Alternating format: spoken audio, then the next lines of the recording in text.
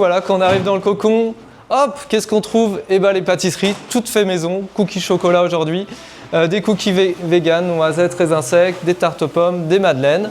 On a bien sûr des chaises pour les petits choux. Là, une vingtaine de tables, un meuble qui présente voilà, toute notre vaisselle aussi dans cette démarche d'éco-responsabilité. On a tout récupéré en termes de vaisselle. Donc tout ça, c'est de la seconde main de qualité qu'on a trouvé dans une brocante. Moi, je suis vincénois depuis 12 ans. Je suis fils de restaurateur, donc j'ai toujours habité au-dessus du restaurant de mes parents dans le 2e arrondissement. Bon, sur le coup, ça m'a pas forcément donné envie et j'ai fait le schéma un peu classique d'études supérieures.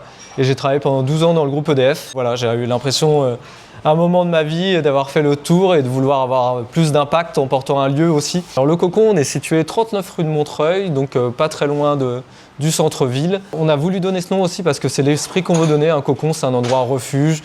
Alors là, on arrive de l'autre côté, dans l'espace pour les enfants, mais également pour les adultes.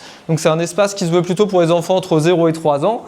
On a un magnifique tipi avec un petit tapis d'éveil pour les plus petits, une petite table pour ceux qui veulent se poser, pour lire des livres ou également prendre des jeux. On a plein de jeux de société. Voilà, le stock c'est pareil, c'est de la seconde main. Après le cocon, c'est à la fois un café avec des boissons sélectionnées en agriculture biologique de qualité, donc du café, du thé, mais aussi des alternatives. Également une cuisine très engagée.